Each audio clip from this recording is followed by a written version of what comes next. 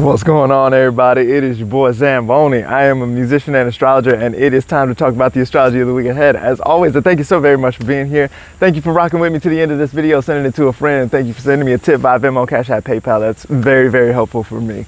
If you would like a 10-minute video about your chart this same way, you can go to zambonifunk.com/store and sign up for one of those there.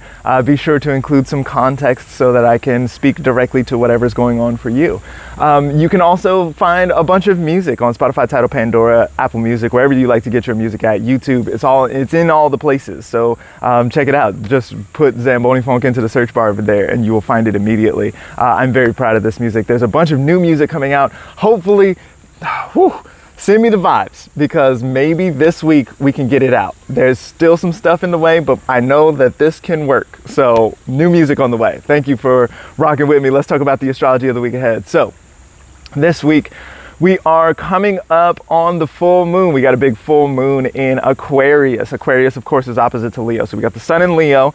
Looking great. I love this sun in Leo. The sun in Leo has been very good to me so far. The sun, you know, is very at home and comfortable in Leo, and so is very good at doing the sun things there. The moon in Aquarius is opposite to that, right? So that's the full moon, and the moon in Aquarius is going to be ruled by Saturn. So Saturn is pretty uncomfortable. Saturn at this point, you know, because we've got that, so Saturn in Pisces has Mars in Virgo opposite to that, and now Mercury has moved into Virgo, and so this week Mercury is going to be opposite to Saturn all week. So, you know, if we think about Saturn as being the big sort of like authoritarian rules and regulations and discipline and infrastructure and this sort of stuff, and especially in Pisces, which is like sort of deep ocean dynamics, like it's very mysterious, this area and this kind of thing, right? Then it seems like Mercury in Virgo is going to be good for that. It seems like it's going to want to sort of like bring some of that super wide reaching, like so recently, if we think about Saturn as being like government or hierarchy or something like this, and then we move into deep space and it's like maybe there are aliens going on out here or something like this, right? So there's like some stuff happening in this way that it seems like Mercury in Virgo should help, right? It seems like even if Mercury in Virgo is like it's in opposition, right? So maybe there's a little bit of conflict or like some trouble there, but it seems like Mercury in Virgo wants to get to the bottom of things and understand it and make it intelligible in the way that Mercury does, right? So that's what it seems like it should be. But we've got Mercury here with Mars as well. And so that's going to be a little more aggressive. That's going to be like sort of, it's going to really lean into that opposition. It's going to be like maybe trying to tear down that Saturn in some kind of way. It doesn't look like particularly harmonious.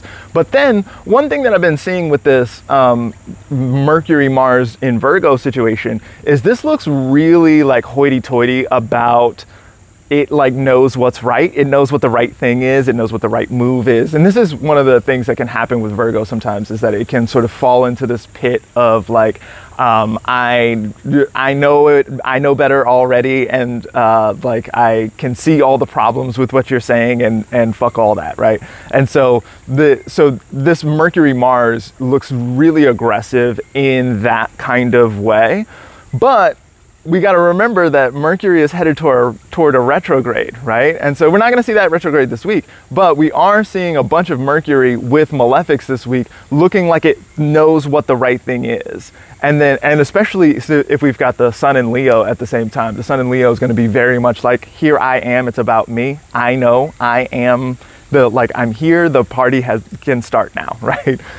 And so if that's already going on in the sky, and then Mercury is sort of translating the light of the sun, right? That's what Mercury does. If we think about the sun as being sort of the center of gravity and being like the center of thought and gnosis and this kind of thing, right? And then Mercury is one planet out from that, and Mercury never gets very far from the sun. The idea there is that whatever this like straight pure thought is then translated by Mercury into words to make them intelligible to other people, right? So that's kind of like what is going to be going on here. And so if the sun in Leo is like all doing me, And then Mercury is going to translate that, but is going to do it in this opposite Saturn conjunct Mars, or co-present with Mars kind of way. And like getting closer to this Mars all the time, right? Mars moves kind of slow, and Mercury has not quite yet gotten to the slow part of its cycle. So it's like the space in between Mercury and Mars is getting smaller and smaller.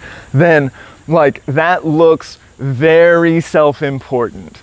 But as we sort of approach this retrograde, like there's a good chance that Mars or Mercury has some stuff wrong here. There's something like some of the information that it thinks it knows already maybe is going to need a little double check later or something like that. So be aware of that, especially if you find yourself in a position where you're like, I know I'm right. Then like just, you know, like have a little humility. That might be good. That might be good. Humility is like, Virgo is actually very good at doing humility when it comes time for that. But with all this maleficence going on, it looks like things want to maybe get ahead of themselves a little bit. So be aware of that. So the reason why I brought all that up is, well, so that's just kind of on all week, right? Mercury is going to be opposite to Saturn all week, and it is going to be approaching that Mars all week.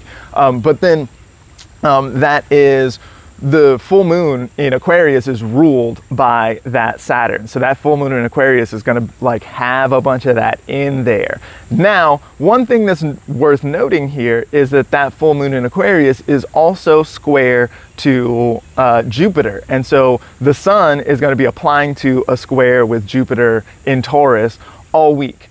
That looks really helpful. It looks like it wants to help. It looks like, even though it's a T-square dynamic, right? And so a T-square, again, we're looking at conflict, difficulty. Whenever I think about a T-square, sometimes I think about like the 2 points of a bow, and then you pull on the one side of it, and then that creates enough tension to launch something that then goes further than it would have otherwise, right? So like there's a lot of potential for greatness in a T-square kind of situation, uncomfortable as it may be, dangerous as it may be, right? Like maybe you like pull the bowstring back and then it comes back and like chafes the shit out of your arm or something like that, right? Like there's danger here associated with that kind of dynamic. However, that danger is what produces the power that it takes to launch a projectile, right? So this is that kind of, that's how I like to think about a T-square a lot of times, to see Jupiter as the one that's pulling the string, right? Because we've got the opposition between the sun and the moon, and then Jupiter is the other one that's like pulling the string there. That looks like it really wants to help. It wants to improve things. It wants to make things better, especially to see Jupiter in an overcoming square with the sun. It looks very benevolent. So there is this like undercurrent of like conflict, tension, opposition. It looks like there's like a bunch of head-butting stuff that wants to go on here. And you know, like this is likely to be seen on the world stage or on the like government stage or something like this. If we're thinking about like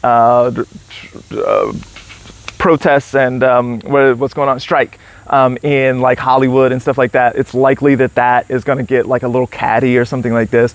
But that Jupiter looks like it wants to help. It looks like it wants to find some kind of resolution. And sometimes you got to go through all of that business in order to get to that place where there can be some kind of harmonious dynamic. And indeed, once we get to a place where like, so we go through a bunch of week, like it's going to be like 5 days of this kind of like opposition and tension, and like the moon isn't really comfortable for like most of that. But then once we get to this point where the moon makes it to Aries in the weekend, once we make it to the weekend, then that moon gets to make a little trine to the sun, which looks much more beneficent, and that sun is then in its closest aspect to Jupiter as well. And so that looks really good, especially for the sun things, for like making me feel better, making me feel more harmonious or something like that, and sort of getting to this place where it's like, okay, there's been all this opposition going on, there's been all this conflict and struggle,